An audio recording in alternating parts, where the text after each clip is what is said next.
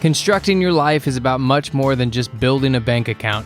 Each week, join real estate entrepreneur and mindset coach Austin Linney as he interviews guests who are constructing their dream lives and impacting the world around them on a daily basis. If you're an entrepreneur or wanting to start a business, or you just want to hear motivating stories of how others have overcome the odds, you are in the right place. And now for your host, Austin Linney. Guys, welcome back to Construct Your Life. This is Austin Linney here. And, by the time this comes out, I'll probably be, I looked at 2 years and like 400 plus episodes. You're probably sick of my voice. And so one of the things we wanted to do, me and Mark thought it would be a good idea, is to bring on the ever talented Rebecca to shed light on conversations. We're going to bring her back maybe monthly or every other month. We haven't decided yet. But in order to bring you back, we have to introduce you first. And so who are you? I just thought about this before we started. I was like, who are you not? Who am I not? Ooh, that's an interesting question. Who am I not? Gosh, why do you have to spring such a difficult questions on me? We'll save it. Sit on that one. Who are you currently? Who am I currently? Well, let's see. I am a single mother. I have been working in corporate America for pretty much my entire adult life. I am currently a COO, but I've done HR. I have done a lot of retail leasing of outlet centers across the country. So that's that. I like to say I'm a fitness enthusiast. Mm-hmm. Really, because I don't have a better word for it. But add the new thing that you are. Oh, yes. I'm also a podcast host. Woo-woo! Yeah. So that was a big leap. That was a huge leap. That was scary. Why did you finally do it? Because I know there's 60 bajillion people out there that want to start one. So why did you finally do it? I think, two things. One, if I say I'm going to do something, I like to be a woman of my word. That's like one of my big pet peeves. Like, you should be a man or woman of your word. And so I told myself that I would. But also, I don't like to stay stagnant. Like, I'm always trying to push myself. And that's one of the ways, like, I knew it was a little bit uncomfortable for me, not in the fact that I worried about talking, because I can hold a conversation, I can talk with anybody, but it was more just like, I think it was being vulnerable and putting yourself out there in a way where you were going to have to, people were going to get a little bit more of an inside look on my life. And to me, that was a little bit scary, but I did it. There's a great coach out there who's written a bunch of books called Dan Sullivan. I've talked about it on my social media posts. And I think a lot of people, the reason they don't take action is they're waiting for the confidence. And he says that you actually have it backwards. And what you have to do, and here's the deal. I love that you actually secretly did it and didn't even know you were doing it. So he believes in the 4 C's. First, you have to make the commitment to yourself. Mm-hmm. Then you have to have the courage to see the commitment through. Then you get the capacity. And then after you've done the act, then the confidence comes. Yeah. I mean, that's spot on. And so he made a commitment during COVID. He's been a coach for 4 years to write 100 books. And he's like, wow. And like, they're quick 100 pages, but he's like, I didn't have the capacity or the courage to do it, but I made the commitment. And then when I had the commitment, then the right people started showing up in my life to like make the process easier and stuff like that. And so, let's call you a consultant right now. We'll call you a lion tamer. That's a good one, actually. I'm going through the same thing, having you help me dial in some of my processes, and it's wildly uncomfortable. And it's people like me that are driven, they don't want to slow down. Because if you slow down, you feel like you're dead. But like what I'm realizing is like this thing I'm doing with my clients, like in kind of big life decisions or like a big business decision, like giving them the permission and not allowing them to make the decision. And the moment that I don't allow them to make the decision, somehow in the next day or two, the decision comes really easy. Yeah. It's like that force of like needing to, that's pressing against like giving it, like Conrad said yesterday, like, let's give this idea room to breathe. Let's not put pressure on it. Yes. I love it when people say that. It's so true. Mm-hmm. Yeah. And so, you know, you're going through some changes where you're, you know, stepping into the coaching realm, you're doing all these things. Like, what in your life, when did you start giving yourself permission to start making some of these decisions for yourself and not for other people? It's a tricky one to answer. Not that long ago, which kind of stinks to say, because I wish I could say like, oh, you know, I was able to do it with confidence and make these decisions at a young age. Now, I've always been very independent and strong-willed. That hasn't been an issue. I've known what I want. I know what I want to go after, and I go after it. But at the same time, there's always been this hesitation and reservation that I've dealt with. You know, I think deeper down, we all have some things that we have to work through. And especially, I think a lot of it changed when I got divorced. I had the opportunity to change my life at that point. And that's, I think, where it begun. Now, I remained stagnant for a little bit after that, but I feel like, you know, if you keep pushing yourself and you keep reminding yourself, you'll get there eventually. So I had a guy reach out to me on social media. It was like, man, you know, I get a lot of divorce questions because I'm divorced, and you know, it feels like 30 years ago. It was like 2.5 years ago. And he said, I'm really having a hard time getting out there. And, you know, I was rejected. You know, that's what he said. He said, they're going to reject me. And I was like, well, actually, it was one person that rejected you. And he was like, fuck. And it's like, it's amazing how we blanket statement, like, I don't like that place, like, or that person did that to me. But it's like, yeah, but who were you? But who were you when that was happening? And was it you that didn't like it, or did it actually happen to you? Yeah, that's a very good point. I think we do that way more often, and it's subconscious, right? Because I'm sure he believed he was rejected by many, even though it was just one person. To him, it became this bigger thing. 100%. And so you've managed companies, you've helped employees, you've coached employees.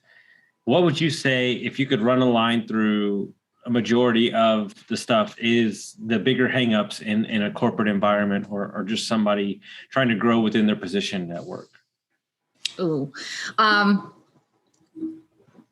two things. I think self-doubt is a huge thing. It's a huge hang up for people. A lot of people don't believe they can get to the next level. And behind that, if you don't have the support and someone like a coach, or, you know, even just a coworker in that environment that's there to say, no, you are capable of this, and reminding you of those things that maybe you can't see because you're so blinded by the here and now and what's directly in front of you. So having that person to kind of guide you, or just to be your cheerleader in the back, can produce some of the biggest breakthrough things I've seen in people that I've worked with, and even people that I wasn't, you know, coaching, but just that I kind of came alongside and kind of helped them remember who they were and what they're capable of, being able to watch them, you know, make such incredible progress. And it's all because of they had support. They had somebody in their corner. I think that we take for granted how impactful that can be on your life. Well, I mean, I think that's the key. I mean, like, when, like, as an adult, especially, like, when do you actually have somebody with no agenda, like 100% rooting you on? Like, I have a new client, and he has like a sales goal for this year, and I like kept digging, and I was like, I know, but like, is that the goal? Like, is that a stretch? Right. Well, my bosses actually said if I hit this goal, that they would give me this massive bonus. And I'm like, okay, so why isn't that the goal? Yeah. Well, it seems really out of reach. Well, yeah, I know, but you didn't have me before.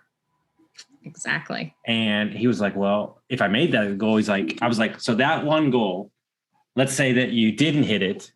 By the way, it was 4 million instead of 2.5 million.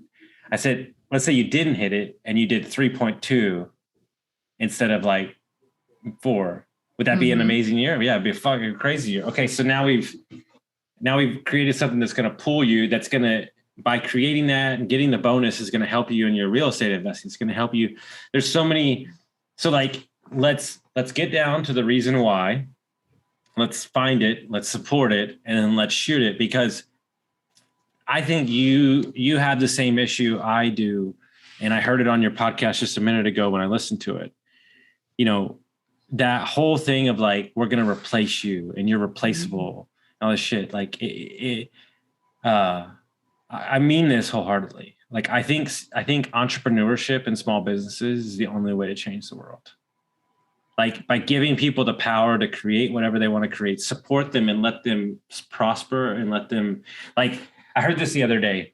Everybody says that the superpower is raising money in business. He said, no, the superpower is raising talent. And it's like investing in people and letting them step into their power. Like, you know, I'm sure you've seen it a million times over where, you know, they're like cutting that person off at the knees and they can't even get started before they even got going. Yeah, it's so true. And I think what's interesting too, and I just was reading this the other day, it was such like I knew it. Sometimes when you read something, it's like a light bulb moment regardless. And it was Brene Brown, of course, because she's awesome.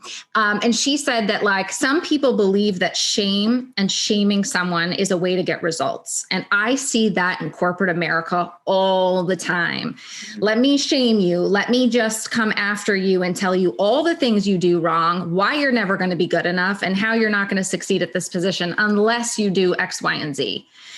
And that way of coming at people is never going to produce fruit. It just never will. It's always going to produce maybe somebody who reacts in the moment and can get something done in that moment because they're working out of fear, but you're never going to get creativity. You're never going to get longevity, and you're never going to get, you know, a happy employee is only a benefit to you. They will work harder. They will do better. They will want to be the best that they can be. And that's going to help you in the long run. And unfortunately, most companies have that all wrong. Yeah, I've seen it, especially in the old school corporate stuff, but like, you know, they're asking for my help. I'm giving it to them. And then this is the response I get. Oh yeah. I know. Like, right.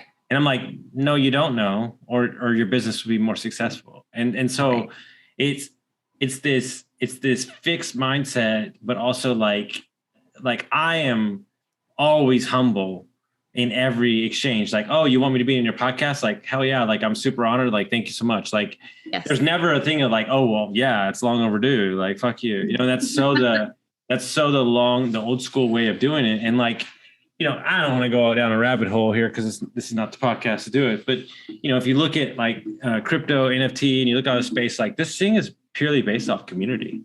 It's giving the power back to the users and the people. And the question is one of my favorite things that Alex Hormozi says is, he said, you want to know how you run a successful business? He goes, act like the client that you have is the only one that you have, and do whatever you would do to keep him, and do that for every client. So true. But that's not what we do. Oh, you're lucky to be in business with us. Yep. And you should do us because we're the best at what we do. Like, no, it's an honor every day that you choose us to be in business with. And the scary thing is the barrier to entry to a successful business. You can be better than 60% of the people out in the business if you do this one thing, 2 things. If you fucking smile and you do what you say you're going to do, it might be 80%. You already might be ahead of 80% because we've carried this thing in business where you're like, oh, you're lucky to have our business. Like, no, you're lucky that they have a million options and you're lucky to choose you. I always ask people like how you found me, like who introduced you. Because then I go back and find that person like, hey, thank you. Right. But that's not what we're doing. We're resting on our laurels. We're getting comfortable. We're thinking it's going to all be the same. Do you know how fast stuff changes these days?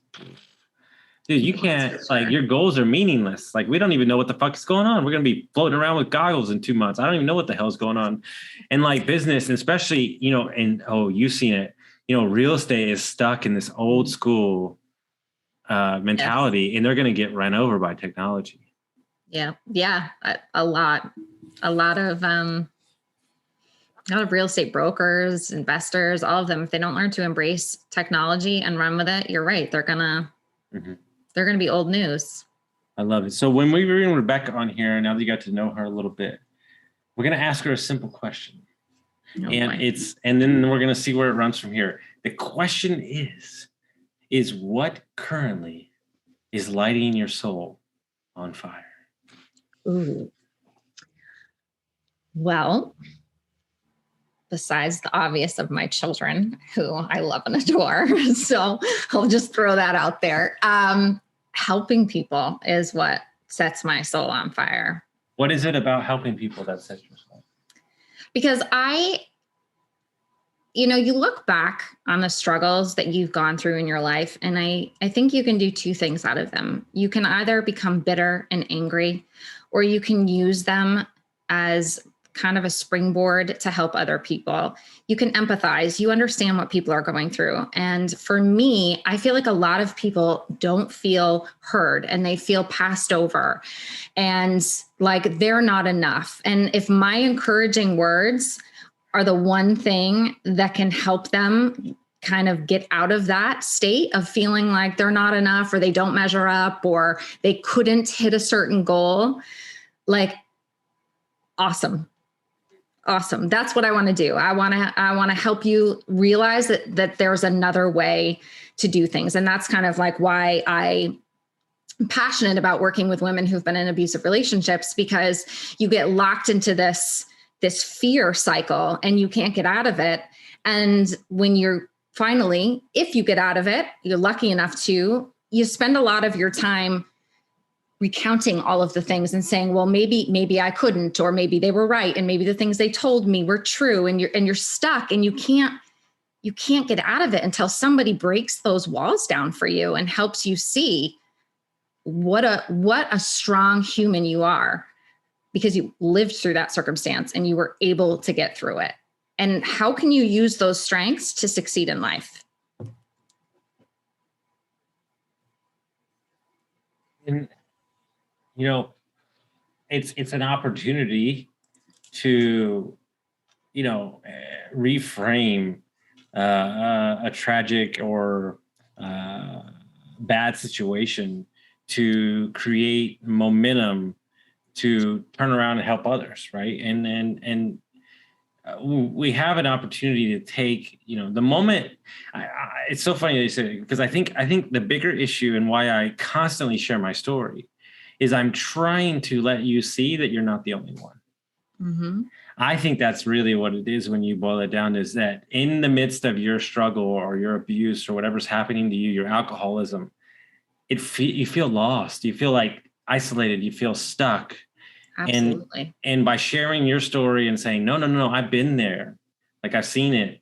Like, it kind of gives them the freedom to say, like, okay, I'm not the only one. And then they kind of crack a little bit out of their victim mentality, and then they might kind of like reach out. And I think as you continue to share your story more and more, I think that's going to happen to you, and it's only going to give you more confidence and only going to give you more excitement to do this as well. And it's not the easiest topic to talk about.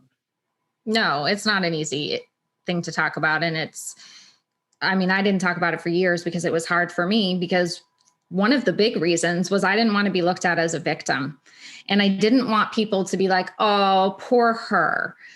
Like, to me, that was an insult from what I had walked through. And I wanted to see people to see the strong version of me and not judge me based upon my experience, because it's very interesting. If you look at women who, in particular, who have been in abusive relationships, I think that the outside worldly knowledge is they're meek, weak, timid women.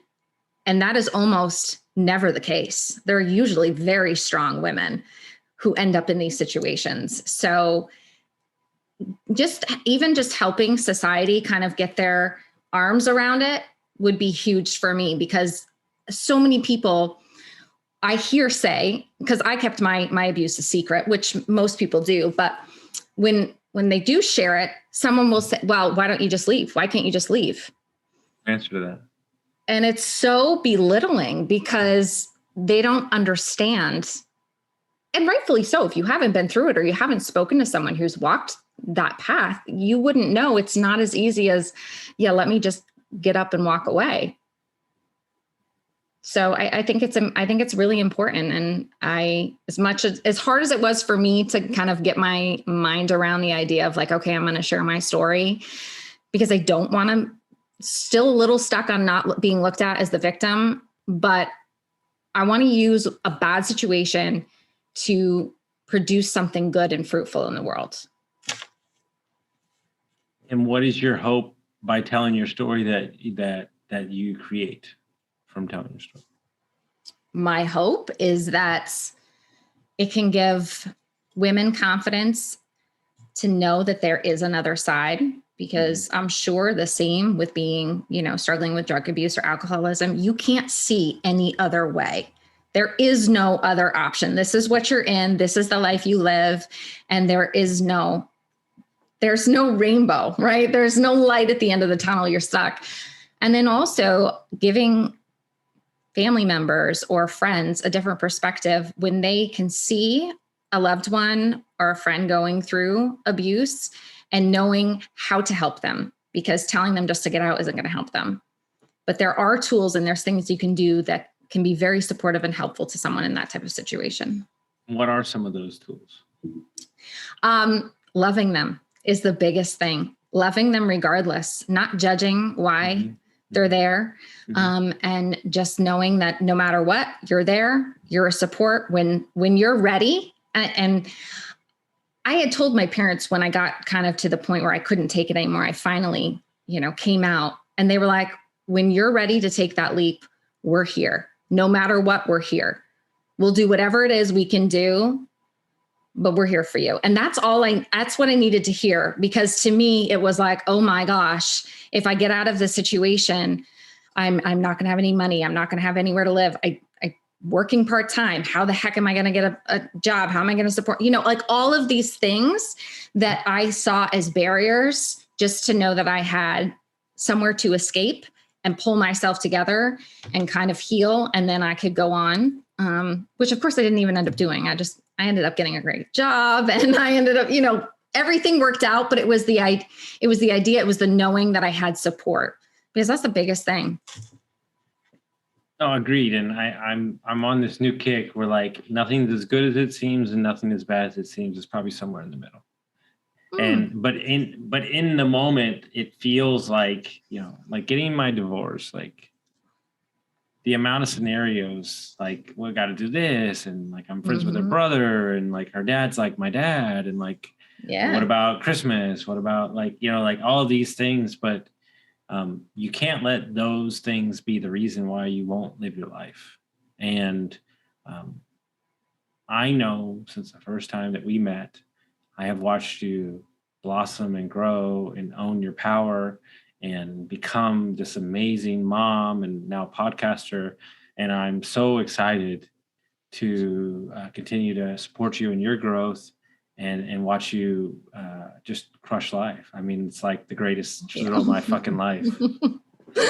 Oh, well, I am fairly entertaining. At least I entertain myself. So there's that. But you know what? It all boils down. And I think it's fascinating for me to watch and to see the more attentive I am to people and the things that happen, because I pay very close attention. Is that it all boils down to us needing to fill this void in which we all need to be loved and we all need to be cared for. And we all need to feel like we're not on this journey alone. It's such a simple thing. It's so simple, but yet so many of us lack it. Yeah. And ultimately we're seeking to be loved, but ultimately the person that we're hoping is sitting in the passenger seat is ourselves. Yes, you taught me that one. everybody asked me when I was traveling, when I was separated from my wife, they said, "What are you doing?" I said, "Man, I'm fucking taking a trip with this fucking cool motherfucker named Austin Linney, and I'm about to get to know him again because he disappeared for a couple years. That's awesome. That is so awesome. Like, it's the fucking truth, because like, so true. We just spent some time with some good friends, like really good friends, and they're all coaches, and we're like, it's 6 days removed and we're still talking about the time we hung out together with them, because they're so comfortable in who they are. And that's my new thing. Like, when you get around people and they're working through mask, they're putting on a filter, like you mentioned today in the podcast, they're doing all this shit. It's so evident. You're like, and as Cassie says, like, I think she's like, you let people know right up front how you feel. There's no like hiding it. So you're very readable. Like, and she goes, I think some people are thrown off by that because you're so you that it's they rarely see it. So they're like, is something wrong? And he's like, no, that's just Austin. Yeah. And like, somehow, some guy asked me yesterday from Australia, like, how did you find all this shit? And I'm like, somehow I walked down a wandering path and just decided that I was just going to be me, because I wore 30 masks for most of my life, and it was chameleon shit, and I just can't do it anymore. Like, I tell everybody, about 2 years ago, my bullshit meter broke and I can't get it back working again. That's awesome. It's a good one. It's the truth, right? And so if you're out there and you take anything away from an alcoholic and a person who was abused and still living life, is that you're not alone. You are supported. And, I did a podcast the other day for this huge group, for this military dude. And this guy messaged me and he's like, hey man, I'm a therapist and I'm struggling with my own alcohol addiction. Oh, wow. And thank you. Like, thank you for being so vulnerable. And I'm like, I'm good for like 2 weeks, dude. That's the currency. And so that's why we're here, guys. That's why we're sharing this. If it touches one person, we've done our job. And so, make sure that you are creating space where you can be supported around you at work, in your life, and ask for help if you need it, really. I mean, I think that's the big lesson. Yeah, I think that's very true. So if people want to listen to the podcast, they want to follow your journey, how would they do that? They can listen to my podcast on Spotify, YouTube, Apple, Born for Greatness. And so we are going to talk about just that, because I truly believe everybody is born for greatness. And I want to watch people become who they're meant to be. Love it. Guys, if you got some value from this episode, share it with a friend, send it to somebody, and we'll see you next time.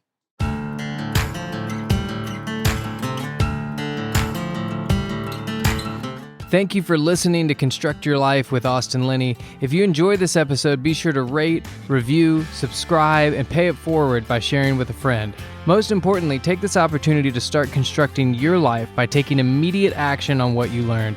For show notes, resources, and more information on one-on-one coaching with Austin, visit constructyourlifepodcast.com.